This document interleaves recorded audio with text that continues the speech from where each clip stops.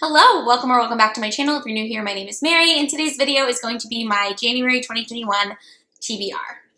So, if you're new here, you might not know, but every single month on my channel, I play Sorry to decide what books I'm going to be reading in the upcoming month. The past couple of months, I haven't been finishing my TBRs. I didn't finish my TBR in November, and spoiler alert, I don't think I'm going to finish my TBR in December either, because I've been having just a lot of stuff going on, and I've just been mood reading more.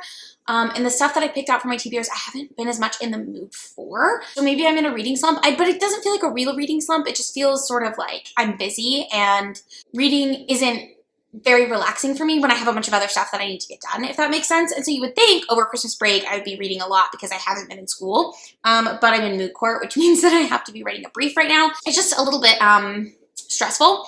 So the way my TBR game works is I go around and around the board until I can go up into a safe zone and then win. Sometimes I have like I've had a couple months where I've had like 4 books on my TBR, but I've been trying to play a full game and I keep ending up with like 12 books on my TBR and I don't always have time to read all of them. So I'm trying to figure out a solution. I don't know if I need to switch TBR games or if I need to just figure out a way to narrow it down to where I'm only reading a few books. So let me know what you think I should do, I guess. I feel like part of the fun of it is not knowing how many books I'm going to have at the beginning. And then I feel like that's only fun, really, if I am able to read all those books, because there's not really a point in me putting 12 books on my TBR list if I only am going to get to 4 of them. So food for thought. Let me know in the comments down below if you have any ideas for that. But without further ado, we're just going to get started in this video with the first card draw. First TBR of 2021. I'm starting on green this time. Move forward 11. Chiclet. So the first space that I landed on was for the prompt Chiclet. For this, I'm going to be reading The Friend Zone by Abby Jimenez. And this, from what I understand, is like a contemporary romance surrounding the best man and the maid of honor of a wedding as they were planning this wedding for their friends. So I believe the maid of honor is infertile, or she's having something done to where she can't have children, and the best man wants kids, and so that's like why they can't be together, but I don't really know how this is going to end up.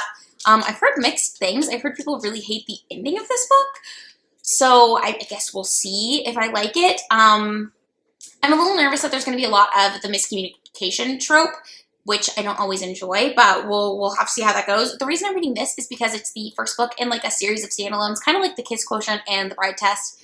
I didn't read The Kiss Quotient, but I did read The Bride Test. So I know a spoiler for the end of this book that I think is kind of a big deal because I've read the like the blurb of the second book, which is the one I wanted to read. I think it's called the Happy Ever After playlist.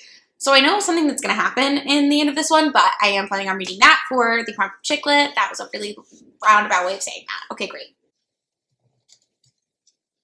Move forward 7. Crime.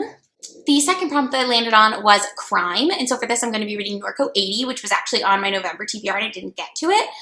This is a nonfiction book about a bank robbery, basically. I think it's a really famous bank robbery / heist from the, I guess, 1980. I don't know. I don't know much about this still, and I hopefully will get to it in January because I did, like I said, I wanted to read this in November and I just didn't make it to it. Move forward 3. A thriller. The third prompt that I landed on was to read a thriller, and for this, I'm going to be reading You by Caroline Kepnes. I got this for my birthday this year, and I've seen the TV show You, so I kind of know what's going to happen, but I am excited to read the book still. This basically follows Joe, who is a stalker, and it's him stalking a woman. Who is her name? B? What was her name? Beck. So, yeah, I love the show for this. It's got Penn Badgley in it. It's incredible. So I'm hoping you'll enjoy the book at least as much. Move forward 12. A fantasy. The fourth prompt that I landed on was to read a fantasy, and for this I'm going to be reading The Bone Witch by Rin Trepetko. I have this as an audiobook from my library, and it is basically, I think it's a YA fantasy that is just about a girl who finds out she's a necromancer, and her, like, society doesn't accept that, so she ends up on the outskirts, and I think how she finds out is she, like, revives her dead brother or something. I'm really interested to get into this. I don't know a whole lot about it, but I've just heard of it so many times that I feel like it's time for me to read it. I am excited to get started with that one. Move forward 11. Book about race. The fifth prompt that I landed on was to read a book about race, or that deals with race, and for this I'm going to be reading When They Call You a Terrorist by Patrice Kahn-Cullors. This is, I think that's how her name is pronounced. If I'm pronouncing it wrong, I'm sorry. But Patrice Cullors was a co-founder of the Black Lives Matter movement here in the US, and I believe it was after she I think created the hashtag that like sort of sparked the movement in 2013 when Trayvon Martin's killer was was released. So this is like her memoir about her life and her experiences growing up Black in America, basically. So I'm really excited to read that. And that one has been on my list for, I think it came out in 2018 or 2019, and it's been on my list since it came out. So 2018. Gosh, January 2018. So I'll be reading it about 3 years after its release. Move backwards 4. A YA. The sixth prompt that I landed on was young adult. For this, I'm going to be reading You Should See Me in a Crown by Leah Johnson. I always forget her name. This I have on hold as an ebook from my library, so I should be getting it in January. I got it in December, and I said to hold it until after January 1st. So whenever I get that, I'll read it. I believe this is about a queer girl who loses her scholarship to school or something, and so she needs extra money, and she finds out that her school gives a grant to the winner, or like the homecoming queen or something, or the prom queen or whatever it is. And so she is running for that, basically, so she can hope to get this money so she can go to college. And I believe there's a little bit of a romance aspect, but I'm not entirely sure. But yes, I'm excited to read this one. I've heard nothing but good things, so I have high hopes. I don't always love YA contemporary. It tends to be kind of hit or miss for me, but I think it sounds enjoyable enough, so I'm hoping that I do enjoy it. Move forward to a book over 500 pages. The seventh prompt I landed on was a book that's more than 500 pages, and this I'm nervous to do because I just feel like this is going to bite me in the butt. But I'm planning on reading The Recovery by Leslie Jamison, which is a book about alcoholism. It's her memoir of basically what her life was like after she quit drinking, or what led her up to quitting drinking. I'll know more about it once I read it, but this sounds so strange. I like memoirs. If you've been on my channel for a while, you know that I read a fair amount of memoir, and I really do enjoy that as a genre and a subgenre of nonfiction. But I especially like memoirs of like a specific theme.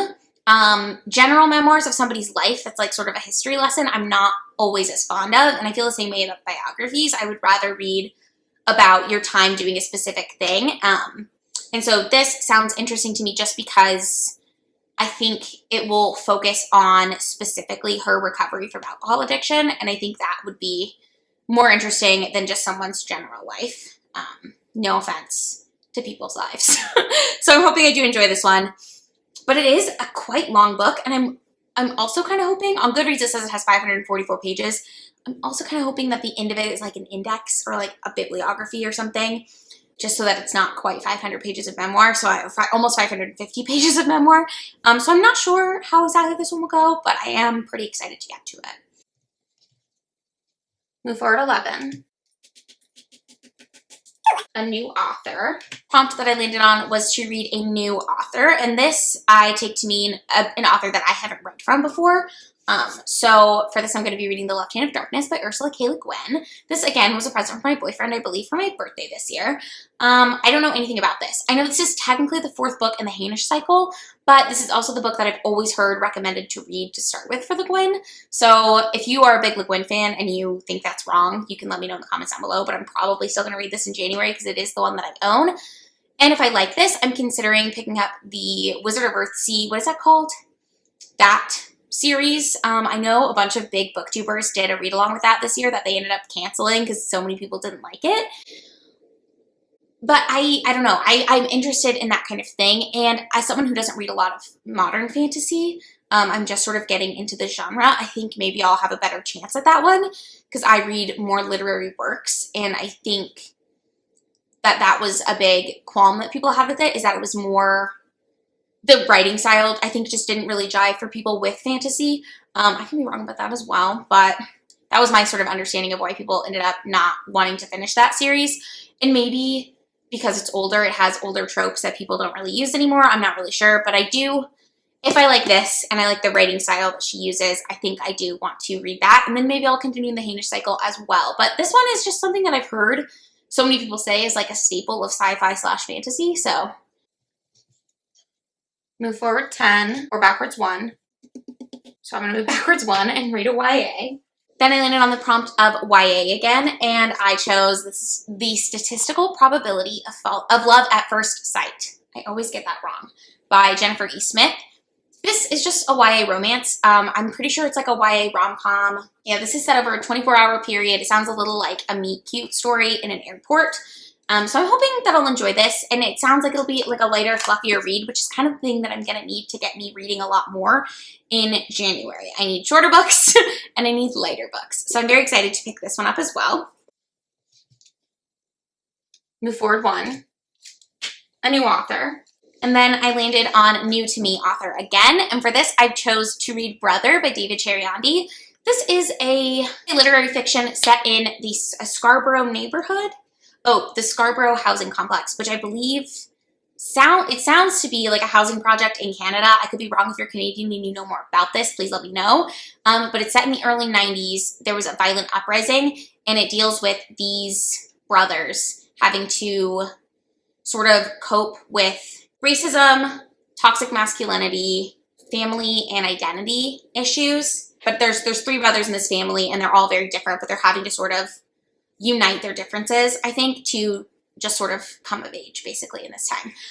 I'll have a better description of what all of these are about after I've read them. I hope that's clear. I'm not the type of person who does a ton of research on books before I put them on my list to read. I am excited to read this one. I think it came out in 2017, and it was on the best books. I think it was published in the US in 2018, maybe, and it was on like a best books of the year 2018, and that's when it made my list. It's when a lot of books made my list. So I am very excited to read that one. Move forward 5. A YA. Back to start. Oh, but I'm already in the safe zone, so I don't have to go. Move forward 11, or switch places with an opponent. I don't have an opponent. Move forward 12, can't do that. Move forward 3. That's the game. Yay. And the last prompt that I landed on was another YA, and for this, I'm finally going to be finishing the To All the Boys I've Loved Before series. The 3rd book is called Always and Forever Laura Jean, I believe. But this basically follows Laura Jean Covey, and the 1st book is about her. Okay, so whenever Laura Jean has a crush on a boy, she writes him a love letter, and then she seals it and puts it in this hat box that was a gift from her mother before she died. One day, all of Laura Jean's letters somehow get sent out, and so she has to sort of deal with the repercussions of all these boys now knowing she has a crush on them. So that's sort of the premise of the 1st book, and then kind of, I guess, the premise of the 2nd book. But the 3rd book, I don't really know what it's about, but I guess it's going to be about, she's got one relationship in particular with one boy from these letters, and I think it'll probably be sort of about that relationship. And then I don't know if it's going to cover all of her senior year or just the summer before her senior year of high school. But I am excited to finish out that series. I do think it's very sweet. I've been listening to the other ones on audiobook, so I was planning on listening to this one as an audiobook as well, but my library only has this as an ebook, so, or a physical book. But if it's an ebook, I'll just read the ebook on my phone.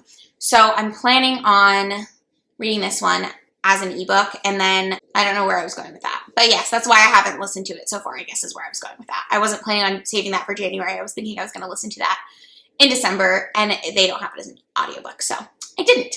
But that is it. Those are the 11 books that I'm planning on reading in January. Oh my god, I almost forgot. Okay. I'm also planning on reading Do Androids Dream of Electric Sheep, which is the Blade Runner book. Admittedly, I don't know much about it, except for that it's classic sci-fi set in a dystopian future, which it's set in January 2021. That's why I want to read it in January 2021. I just think it'd be very, like, cathartic. I don't know. So I'm planning on reading that as well. I have had pretty good luck with classic sci-fi, so I am excited to get to that one.